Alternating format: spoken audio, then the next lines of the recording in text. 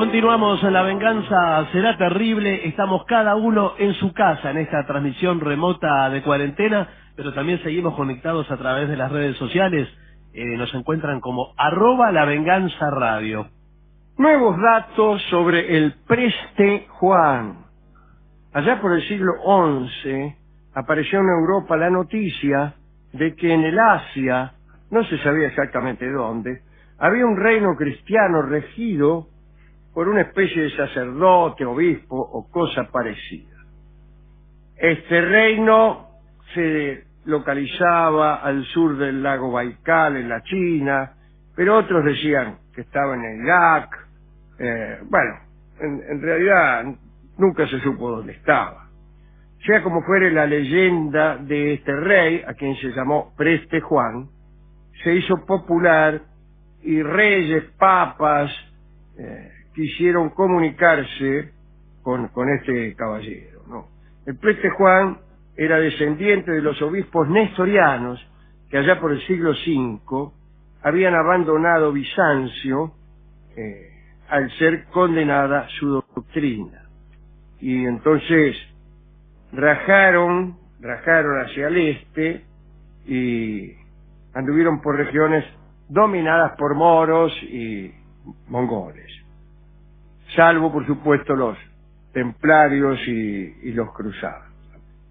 Sin embargo, sin tener en cuenta Tierra Santa, no era cosa extraña la existencia de algunos centros cristianos en Oriente. Acá ya hemos contado que no faltó mucho para que China, el país más grande del Asia antigua, se hiciera cristiana, pero no se hizo. Eso pasó varias veces, pero no se concretó.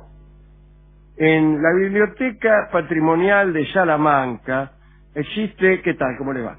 Un manuscrito del siglo XVIII, copia de un códice del siglo XV, que lleva por título Andanzas y Viajes de Pedro Tafur por diversas partes del mundo desconocido. Lo poco que se sabe de Tafur es lo que cuenta de sí mismo en su libro de viajes. Era noble, cordobés y familiar de la corte de Juan II, de quien obtuvo el gran collar de la escama, la máxima distinción de aquel reinado. Tenía 25 años cuando se lanzó a la aventura y según cuenta él mismo, el motivo que lo llevó a emprenderla fue el deseo de visitar los santos lugares. Acá nomás. No, señor, ya está. Toma el tren, listo. Palermo, Chacarita, Paternal, Villa del Parque, Devoto Espeña, santos lugares. Listo, ya está. Parece que también tenía curiosidad por comprobar su parentesco con un emperador de Constantinopla. Parece que uno de los hijos del emperador se había ido a Castilla con el propósito de unirse a la guerra contra los musulmanes y terminó quedándose en Toledo. Y fundó allí una familia de la que salió el apellido Tafur. Cuando un tipo se llama Tafur, dice, ¿cómo se llama? Raúl Tafur. Usted le dice, sí, se quedó en Toledo, sus antepasados lucharon contra los moros, todo eso. Pero la intención secreta de este viajero castellano iba más allá. Cuando llegó al monasterio de Santa Catalina, en el monte Sinaí, luego de visitar el lugar sagrado donde Moisés recibió las tablas de la ley, le confió al prior sus propósitos de llegar al reino del Preste Juan. Sí, señor. El prior le contestó que en algunos días llegaría una caravana que venía de la India y que entonces podría informarse un poco acerca de esta travesía tan larga. Efectivamente, la caravana llegó y con ella un veneciano llamado Nicolò de Conto. Tafur se le acercó, le preguntó por el lejano país. Nicolò le dijo que había pasado 40 años en la India, cerca del Preste Juan, y lo convenció de que no intentase aquella aventura. Según el veneciano, el viaje era largo y peligroso, lleno de seres extraños, sin rey, sin ley, ni señor. Le dijo también que encontraría monstruos bestiales, fieras sin seso o sin sexo, no lo sé. Pero había una imposibilidad mayor. El lugar era intocable para quien no hubiera asumido la idea del saber y del conocimiento como meta única del existir. Mira, Tafur, que era medio bestia, dice, no, ahí sí que no voy. Y prefirió dejar que Nicolò de Conto le contara cómo era aquel lugar. Así se ahorraba el trabajo de ella. Y escribió el libro con lo que le contó aquel hombre llamado justamente de Conto. Y entonces se unió a la caravana que volvía y viajó hasta Alejandría. Y durante el trayecto, Tafur se enteró de las cosas que pasamos a detallar ahora. El preste Juan era un ser inmortal que provenía de una dinastía de sabios. En la época de las cruzadas, los principales reyes y guerreros tenían certezas acerca de su existencia. Mirá vos. Se cartearon en el año 1165 el preste Juan con Federico I Barbarroja y otros 3 reyes europeos que no se nombran. En estas cartas se hablaba de 2 fuentes de la eterna juventud. Yo no sé para qué quieren 2. Sí, ya con una es suficiente. Ahora le digo por qué. En la primera bastaba que un anciano bebiera unas gotas para volver a la adolescencia. La otra conservaba la juventud de quien no la había perdido. El sabor del agua era dulce y oloroso. Nicolò contó además que el emperador Federico II Stauffen, nieto de Barbarroja, había recibido una embajada del preste con 2 regalos. El primero consistía en 3 piedras montadas sobre un anillo, la primera de las cuales tenía la virtud de hacer invisible a su portador. Extraordinario. La segunda lo volvía invulnerable y la tercera le permitía vivir bajo el agua. Eso no sé qué clase de ventaja es.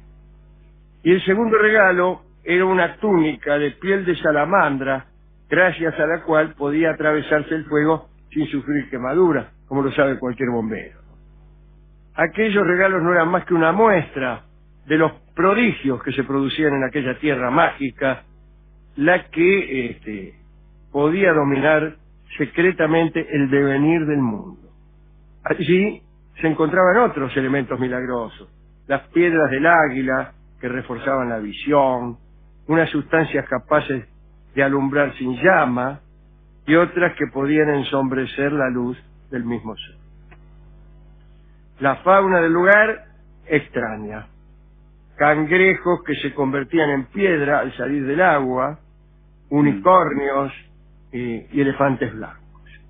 El preste Juan gobernaba desde un trono de esmeraldas, gobernaba 100 tribus y tenía sus órdenes a 25 reyes.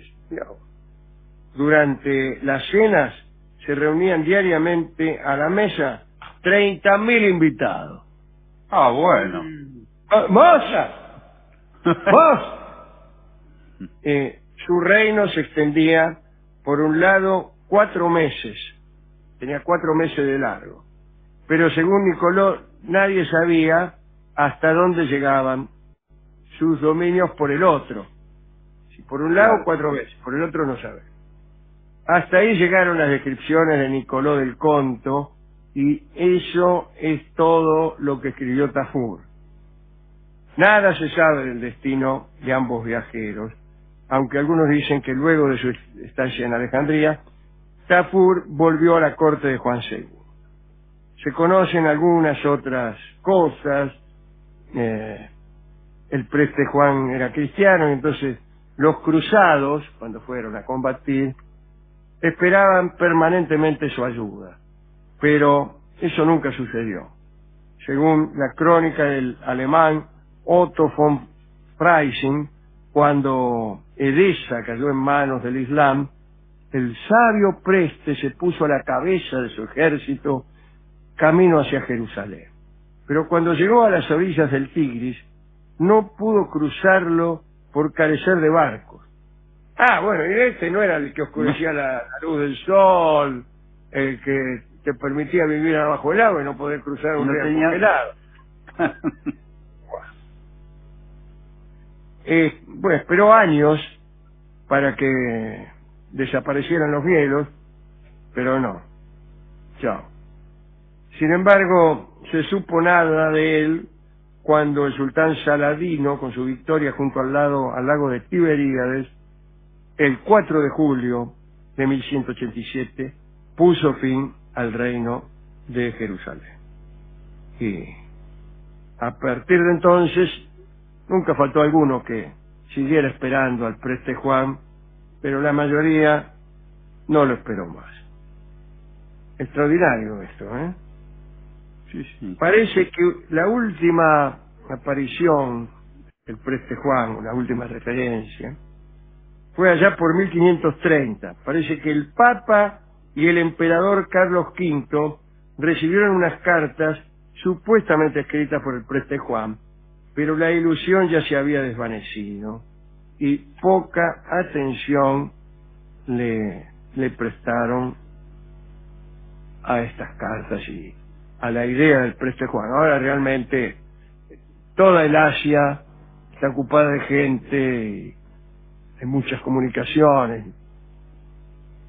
qué sé yo, celulares, coronavirus, y nadie vio ni en pintura al Preste Juan. ¿Con qué podemos ilustrar esta historia milagrosa del Preste Juan? Propongo que escuchemos la canción del pobre Juan. Lástima que no es la canción del Preste Juan. Claro, pero bueno, no hay. Es que todos no podemos. La escucharemos en la versión de Frank Purcell.